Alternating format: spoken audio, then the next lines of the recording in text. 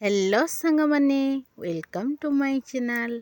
आज आम बनैबा कदली बरा से मुझे कंचा कदली नहीं जाइए। आपण मैंने तो अनेक प्रकार बरा खाई किंतु एमतीका टेस्टी आ कम समय रे बनुथिबा कदली बरा केबे खाइचंती कि नहीं मते निहाती कमेंट सेक्शन में जणातु। बरा तैयारी करिबा पई मुझे 5टा कदली नैची ताकू एमती दुई पट साइड काटिकी भल भाबरे पानी रे धोई नौची। एबे काटिकी रखिथिबा कदली को प्रेसर रे देकी सेथिरे किछि लूण पकेकी किछि समय पई सिझै नबा।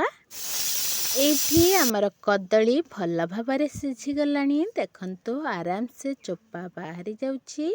तो किछि समय को ठंडा करने को छाड़ी सारिबा परे मु यार सबुतक चोपा छड़े नेची। एबे आमे एथिरे पकेबा बेसन आउ किछि कॉर्नफ्लोर पाउडर राग अनुଯାयी लंका गुंड आउ किछि हळदी गुंड लूण आपण माने चाहिए एठी चाट मसला मध्य ऐड करि परिबे। एबे आमे काटिकी रखिथिबा पियाज को पकेई नबा आउ ए सब को भल भाबरे मिक्स कर नबा।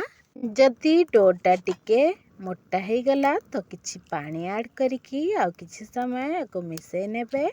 एठी हमर भल भाबरे पियाज सह सब प्रकार मसला आउ कंचा कदली मध्य मिक्स हो जाइछि। एबे आमे पैन रे तेल गरम करिकी सेथिरे सब को पकेकी भाजी नेबा।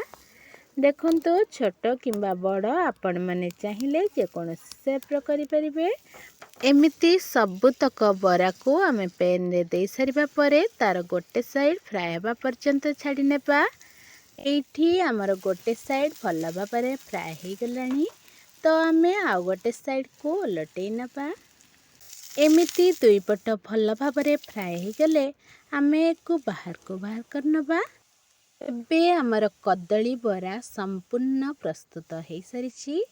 आपण माने एको पखाल किंबा गरम रे खाई परिबे।